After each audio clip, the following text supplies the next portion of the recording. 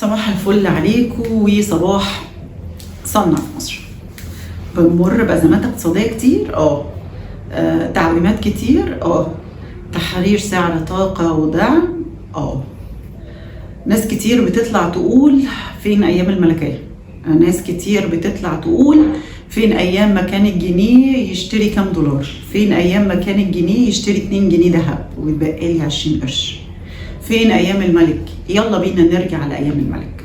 طيب تعالوا كده هنقعد في رحلة مع بعض. أنا عارفة إن الفيديو هيبقى طويل، بس خلينا نعرف كده حقيقة الاقتصاد المصري. هناخدها منين؟ هناخدها من بداية 1900 لحد فين؟ احنا دلوقتي في سنة 2024. تعالوا نتكلم عليه كده ونمشي مع الزمن 124 سنة، نشوف احنا وضع الاقتصاد بتاعنا كان عامل ازاي. تعالوا ناخد مصر في عصر الملكية اللي هي من اول 1900 لحد ما احنا بنتكلم ما قبل الثورة اللي هو سنة 1952. في الوقت ده مصر كانت محتلة من انجلترا. ايه المشكلة يعني؟ طيب انجلترا كانت بتعمل ايه في اي دولة بتحتلها؟ وارجع للتاريخ، وده ما حصلش مع مصر بس، حصل مع الهند، حصل مع الأردن، حصل مع عمان، حصل مع البحرين، حصل مع دول كتير انجلترا استعمرته. انجلترا كانت بتخش على الدولة تقعد تألف فيها كده، انتوا ناجحين في ايه؟ قشطة، اللي انتوا ناجحين فيه ده تنتجهولي والاقتصاد كله يقوم عليه، شغلانتكم قايمين نايمين، انتوا عبيد للدولة العظمى اللي هي اسمها بريطانيا ومملكة انجلترا، وحضرتك سيادتك شغال لدي.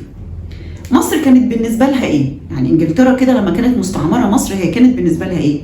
مصر كانت عبارة عن منبع للمواد الخام. انتوا بتوع سلة غلال وبتوع القطن بس، مش لاقيش فيكم حد بيعمل حاجة تانية. كانت موجهة الاقتصاد كله لها. في نفس الوقت كانت بتاخد المادة الخام تصدرها لانجلترا، تعمل منها برودكتس حلوة وتبتدي تسوق لها. عشان كده زمان كانت أوروبا كلها بتدور على القطن المصري، العالم كله كان بيدور على منتجات القطن المصري، أمريكا كانت بتشتري المنتجات اللي بالقطن المصري. ده ليه؟ عشان كان في تسويق حلو من انجلترا على انا عندي ماده خام اسمها القطن المصري جميله وحلوه اهي، وبتمتص العرق وقطن طويل التيله ومش موجود غير في مصر. هي كانت بتعرف تطلع من كل دوله مستعمراها ميزه تنافسيه، فعرفت تطلع مننا ميزه تنافسيه، بتاخدها ماده خام ما تصنعهاش هنا عندك، وبعد كده تاخدها هي تطلع منها منتجات. عشان كده احنا كان اللي سند الاقتصاد، والاقتصاد كان حلو، وكنا ب2 جنيه ذهب عشان كانت صادرات المواد الخام. عشان كده الناس كانت بتتغنى ببورصة القطن. كنا قايمين نايمين بنزرع في قطن، قايمين نايمين بنزرع في غلال، قايمين نايمين ما بنعملش حاجة تانية. لا لا لا لا لا، بس انت شايفة الصورة وحشة قوي. ده بصي كانت القاهرة عاملة ازاي، ده بصي اسكندرية كانت عاملة ازاي، ده بصي المحافظات كانت عاملة ازاي. طيب ده الأجانب كانوا عايشين فيها وكانوا مع المصريين حقيقي فعلا. بس حضرتك الأجانب اللي هم مين؟ اللي هم جايين مع الاستعمار الإنجليزي، اللي هم بيشتغلوا يا إما في التجارة دي، يا إما تجار، يا إما حواليها شركات اللي هي شغالة في الملاحة، شركات التأمين عشان تأمن الصادرات. هم كلهم جايين مع المنظومة الاقتصادية. كانوا عايشين فين؟ كانوا عايشين في القاهرة وكانوا عايشين في اسكندرية. ممكن ترجعوا للأفلام الأبيض وأسود، هتلاقوا ان الناس ما كانتش بتقول على القاهرة، كانت بتقول عليها مصر، ما كانتش بتقول على القاهرة. وناس كتير لحد وقتنا هذا لما بتقول راح القاهرة بتقول انا راح مصر، عشان كان في الوقت ده مصر كلها حاجة والقاهرة حاجة تانية خالص. كان العالم الخيالي، العالم اللي فيه قصور، ناس كان معاها بسهولة جدا 2 3 4 مليون جنيه، ومليون واحد في مصر معهمش جنيه. احنا كنا عبيد في القرى، كنا عبيد في القرى. حتى لما كانت قبل 1900 لما حبت انجلترا تعمل قناة السويس استعبدتنا في قناة السويس. احنا مات تقريبا في قناة السويس 8% من الشعب المصري. احنا كنا بنتكلم حوالي 3 مليون وشوية، نص مليون ماتوا بس في حفر قناة السويس لوحده. فلك ان تتخيل الوضع كان عامل في مصر ازاي. احنا كنا مستعمر. نظام الحكم اللي كان موجود هو انت موجود كملك، بس اللي متحكم فيك، في اقتصادك، في نفوذك، اللي متحكم في كل قراراتك هم الانجليز. اقول لكم الاسوأ ايه اللي كان حاصل. انت كنت بتصدر لانجلترا، حلو، فلوس الصادرات فين؟ فلوس الصادرات عند انجلترا. انت عايز فلوس ليه؟ اصلا انا عايز فلوس عشان اعمل مدرسه، بس يلا مفيش فلوس للمدارس السنه دي، تفتحش بقك، انا فلوسك موجوده في البنك في انجلترا. عشان تجيب اكل ماشي، احنا هنجيب لك اكل ونصرف لك الفلوس. مقوله ان احنا كنا مدينين انجلترا، صح، احنا كنا مدينين انجلترا عشان الفلوس بتاعت بيع الغلال والفلوس بتاعت بيع القطن دي كانت موجوده في البنوك في انجلترا. وعلى فكره انجلترا فضلت تسدد في الفلوس دي لحد منتصف الستينات، مع ان الملك اتشال فين؟ اتشال في سنه 52. بس عارفين احنا كنا الجنيه بتاعنا كان قوي ليه؟ عشان كنا محققين حاجه صغيره، ان صادراتنا اكتر من استيرادنا بس. واستيرادنا كان قليل ليه؟ عشان كان في شعب موجود في القرى ما ينفعش يبقى عندك متطلبات اصلا، انت موجود مستعبد، ما ينفعش يبقى عندك متطلبات اصلا.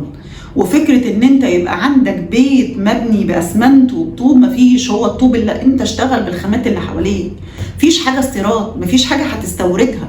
الاستيراد كان بس للي معاهم فلوس، للناس اللي عايشه في اسكندريه وفي القاهره اللي هم الاجانب، قله قليلا من الاجانب، والمصريين اللي عايشين بيخدموهم وشغالين في شركاتهم. حلو. كنا في وضع سياسي احسن؟ لا، ما كناش في وضع سياسي. كان عندنا احزاب على فكره، احزاب كتيره قوي وكانت نشطه وكان ليها دور، بس كلها كانت هش. في الاخر اللي حصل، هي في الاخر كانت بتحاول تبحث عن الاستقلال.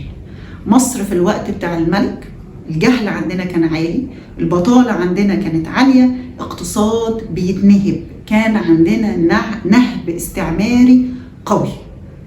كان 0.5% من سكان جمهورية مصر العربية يقطنون الاسكندرية والقاهرة، عشان كده كانت فاضية، عشان كده الشوارع كانت واسعة، عشان كده كانت الناس بتقول لك بنشم ريحة الورد في كل حتة. وانت 0.5% من الشعب المصري عايش في مدينتين، عشان كده كانت نظيفة، ما كانش فيه زبالة، ما كانش فيه ناس عايشة كتير. عدد الناس اللي كانت عايشين فيها الصور حلوة، بس بتفتكر ان دول كانوا 0.5% من الشعب المصري عايشين فيها، هم والاقليات الاجنبية. قامت الثورة قامت سنة 52. انجاز ساعتها ان انت تطلع بره الاستعمار الانجليزي في الوقت ده، اللي كان فيه بعديك دول تانية استقلت بعديك، في دول قعدت بعديك انها حاولت ان هي تستقل. احنا استقلينا ب 52، عملناها كمان بأقل دم، عملناها بأقل دم، ده الانجاز. طيب لما جت قامت الثورة، ايه اللي حصل؟ الثورة اخذت قرار من ضمن القرارات المهمة، وهو كان القرار بتاع التأميم. وهنا كانت زي ما بنقول كده فكرة الفرص الضائعة، احنا ما عرفناش نستغل الاستغلال الامثل للموارد. في الوقت ده احنا كانت صادراتنا اكتر من استيرادنا، فاللي حاصل ايه؟ ان احنا كنا المفروض نستغل الموارد دي وناخد الفلوس دي ونعمل تنمية حقيقية في الاقتصاد. بس اللي حصل ان اللي مسك المنظومة الاقتصادية في الوقت ده، احنا قلنا ان الشعب كان جاهل، وسيبك من جهل القراءة والكتابة بقى، احنا حتى كنا جاهلين في الادارة ان احنا نعرف ندير. فكنا بنجيب اي حد لمجرد ان هو خريج او متعلم شوية، دير الشركة دي، امسك الشركة دي. فاديت لواحد انه يدير شركة، وعملت حاجة مهمة جدا، مفيش مساءلة، مفيش جوفرنس، مفيش حوكمة. مسك رئيس قطاع الشركة يعمل اللي هو عايزه، ومحدش هيحاسبه، محدش هيسأله انت هتفتح بقك ولا ايه. كانت اكبر غلطة عملتها الثورة هي ان حطت ناس ما بتعرفش تدير اقتصاد ولا علم اداره في ان هي تدير شركات وموارد الدوله، وما عملتش نظام ليه الحوكمه ولا الجوفرنس. فاللي نهب، واللي فشل في الاداره فشل، واللي دار بغباء وشلنا نتيجه الغباء، كل ده كان موجود.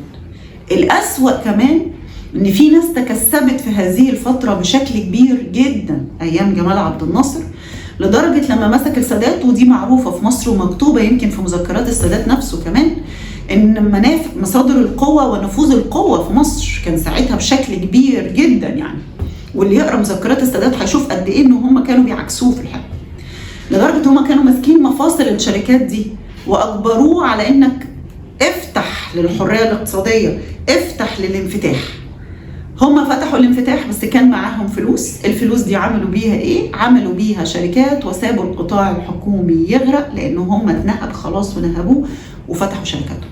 يعني بعد ما ده حصل والفشل الذريع اللي حصل للقطاع العام، ابتدينا كمان ان احنا نعمل ايه؟ ان احنا لا، الانفتاح ده استفاد منه اللي داروا الاقتصاد بشكل غلط. دي حقيقة، دي حقيقة لا يمكن ادراكها وما ينفعش ننكرها بشكل كبير. ان انا كان عندي سوء في اداره الاقتصاد، سوء في اداره موارد الدوله، وجا الانفتاح بعد كده كمان ابتدى ان هو يكمل عليه. طيب ده وضع الاقتصاد اهو. ابتدينا دخلنا في خصخصه بقى، وابتدي بعد الخصخصه طب هنعمل ايه؟ طب نعمل شركات القطاع الخاص، لا القطاع الحكومي، وقاعدين الدوله تخش في الاقتصاد، الدوله تطلع من الاقتصاد، لا ندخل الدوله في الاقتصاد، لا نطلع الدوله في الاقتصاد. وقاعدين في هذه الدولة زي ما بيقولوا الدايرة الجهنمية. احنا في التسعينات خصخص وفي اول الالفينات، بعدين نرجع تاني في الوقت الحالي 2018 2019 2020 يلا دخل تاني الدولة في القطاع الاقتصادي، لا طلع الدولة من الاقتصاد الاقتصادي. كل ده ليه؟ هنعرف كمان شوية كل ده ليه. طيب دي كده رحلة في الاقتصاد. طيب رحلة في الديون. تعالوا ناخد برضو من ايام الملك، تعالوا كده نمشي كده على شريط الزمن وناخد من ايام الملك.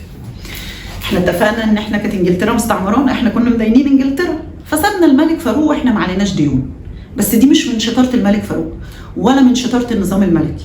ولو رجعت الافلام الابيض واسود هتلاقي ان الناس كانت ماشيه في الشارع حافيه. ده فعليا الناس كانت بتمشي حافيه عادي جدا. هتلاقي مشاهده غريبه جدا ان انت كنت بيصوروا كده وتلاقي ورا ان الناس ايه ده يا جماعه، ده همج بيعدوا الاشاره، ده ايه ده، بصوا لابسين ازاي، عاملين ازاي. يا جماعه احنا كنا فقراء. وكان صفر ديون. على فكره كان نمو النشاط الاقتصادي من سنه 1900 لسه لحد قبل الثوره كان صفر. بس كان اللي عامل لك ملاءه ماليه وما بتاخدش ديون كان مين؟ حضرتك ان انت كان عندك بس ان انت مسلف انجلترا زي ما قلت لكم، عشان هي كانت قاعده بتشفط بس كده الموارد بتاعتك. اللي حصل ان احنا سددنا الفلوس بتاعه الملك فاروق اللي هي الديون اللي كانت من الخديوي اسماعيل اللي عمل بيها القصور سنه 1800 بقى، وافتتاح قناه السويس والجمال ده. فكان الخديوي اسماعيل سايبنا بديون 91 مليون، وده رقم كبير جدا ساعتها. والملك فاروق اللي هو ما عملش اي طفره في الاقتصاد خالص، هو بس مجرد احتلال انجلترا، فاحنا صدرنا لهم اكتر ما بنستورد من العالم، فسددنا ال 91 مليون. قامت الثوره واحنا مصر مدينه انجلترا وما عليناش ديون. عبد الناصر مسك الفتره بتاعت عبد الناصر، وطبعا اللي حصل في النكسه واللي حصل في الحرب ساب الدنيا للسادات واحنا علينا ديون ب1.7 مليار دولار. بسبب الحرب. جاء السادات ساب الدنيا لحسني مبارك واحنا علينا 21 مليار دولار. كل ده مؤشر ان الاقتصاد اصلا ايه؟ انت بتستورد اكتر ما بتصدر. حلو. سنة 1988 بعد 7 سنين من حسني مبارك احنا الديون بتاعتنا 49.9 مليار دولار. ايه ده الرقم قاعد بيزيد. جت حرب الكويت وجانا في الخصخصة، خدنا فلوس الخصخصة سددنا بيها الديون. حرب الكويت اسقطت جزء من الديون. ها حسني مبارك سابنا واحنا علينا 34 مليار و9 في الثورة. المفروض ان الرقم ده كان كبير على مصر على فكرة، كان اقل من الاحتياطي ساعتها، كان الاحتياطي ساعتها حاجة و40 مليار، فيعني تقريبا الاحتياطي قد الديون يعني. وكان ساعتها ايام حسني مبارك في سنة 2010 عملنا جدولة لتسديد الديون لحد سنة 2050. احنا لسه ما جيناش في 50. وكانت بفوائد عاليه جدا في الوقت ده، وده حصل في سنه 2010. كمان من احد الاخطاء اللي حصلت في سنه 2002 في عهد مبارك، احنا طول الوقت لما كانت الدوله بتستلف كانت دايما عينيها على ان احنا عندنا نعرف نجيب دولارات ولا لا. يعني قناه السويس بتجيب، تحويلات المصريين من الخارج بتجيب، الفلوس اللي لينا على الفلوس اللي علينا، فاحنا هنعرف نجيب نسدد الفلوس دي ولا لا. سنه 2002 في عهد مبارك اتقطع الخيط ده، احنا نستلف بقى، بكره ربنا هيثبتها، ما تقلقش، الدنيا هتبقى حلوه يا عم، تفائلوا خيرا تجدوه. لا لا لا لا، هو هنجدولها على فتره طويله، كله هيعدي، ما تقلقش، الدنيا هتبقى زي الفل. اول بدايه اتقطعت ان لما تستلف يبقى معاك فلوس تسدد في سنه 2002 في عهد حسني مبارك. جاء المجلس العسكري، جاء الاخوان. سنه 2014 كنا 34، واخدين بالكم في 2014 كنا 46 مليار دولار بالظبط، 46.1 مليار دولار. كانت الطفره من 2014 لحد دلوقتي احنا فوق ال 150 مليار. اكتر من 40% من ال 150 مليار هي لمحطات الكهرباء، ديون كهرباء ما بين محطات كهرباء وتوليد كهرباء والكلام ده كله، عشان يبقى عندنا فائض ال 20 جيجا وات. انا مش مهندسه كهرباء ولا اشتغلت في شركات الكهرباء، بس لما جيت عملت سيرش كده وبشوف الدول لما بتخطط لاحتياجها الكهربي يبقى عامل ازاي، لقيت ان البنش مارك العالمي بيتكلم في 5 جيجا 7 جيجا، وساعات ما بيزودوش قوي لو هم عندهم ديكلاين في عدد السكان، ويعني بس يعني لقيت ما بين 5 ل 7. احنا عندنا فائض 20 جيجا. 40% من الديون اللي علينا دي هي تقريبا تمثل منها بس عشان موضوع الكهرباء. يعني احنا في خلال الفترة من 2014 ل 2024 في خلال ال10 سنين احنا تقريبا زدنا 100 مليار. مع او ضد دي قصة تانية، رأي شخصي كل واحد فينا يبقى شايفه. بس احنا وضعنا وحش، احنا وضعنا وحش من 1900 على فكرة. احنا بقالنا 124 سنة وضعنا وحش وشايفين الصورة بشكل غلط. عايزين نصلح الاقتصاد؟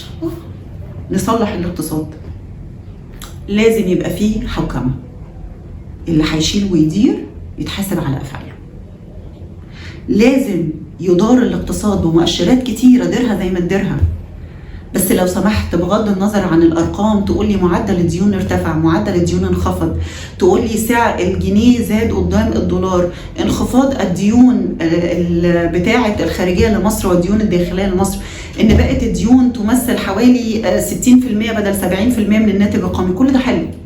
بس بغض النظر عن هذه المؤشرات، ان انا يبقى عندي مؤشر مهم باصص عليه وهو مستوى المعيشه. بس يا باشا اعملي الفخفخينه بتاعتك الحلوه بتوع الاقتصاد بيعملوه. مستوى المعيشة لازم نبص عليه، لازم يبقى فيه منافسة. طول ما مفيش منافسة وفي احتكار هتلاقي دايما الدولة قاعدة تجاوب على السؤال المهم. بيحتكروا ولاد التيت، احنا نعمل لهم شركة تخش تنافسهم عشان نظبط الأسواق، بدل ما تقعد توجع قلبك. شجع الناس الصغيرة، شجع المنافسة، لأن المنافسة هتخلي السوق ينضبط لوحده والله من غير أي مجهود. لأن ساعتها إيه اللي حاصل؟ أنت هتعلي سعرك، عليه في 10 20 30 40 غيرك هيخشوا ويشفطوا وياكلوا السوق. يا جماعة لما جينا قررنا نقاطع، لقينا إيه اللي حصل؟ أول ما كان في شوية شركات محلية زي سبيروس باتس ولا زي هيلسي كولا ولا زي بيكولا ولا عملوا إيه؟ نشطوا. ليه؟ لقى إن في فرصة وما كانش عارف ينافس، وبدأت الناس تروح له والمستهلكين يروح له، الناس تشتري من ده حبة ومن ده حبة ومن ده حبة ومن ده حبة. حلو. وبدأت شركات جديدة بتخش، وسينا كل ده قاعد بيخش يقول لك يلا بينا أنا هخش وانتج وانافس. هيلسي ما كانتش بتعمل البراند بتاعها، عملته ونزلته قبل العيد. ليه؟ لقيت ان في سوق. نشجع. انت عايز ايه الدعم اللي انت عايزه عشان تقف على رجليك؟ تعال انا اوقفك. انت عندك الفكرة، عندك ان انت فعلا تعمل، عندك خبرة، تعال اشجعك. مخرج التعليم من البني ادم يدي قيمة اضافية في الاقتصاد، ما طلعش اعداد اطلع ناس تعمل قيمة حقيقية في الاقتصاد بتاع الدولة.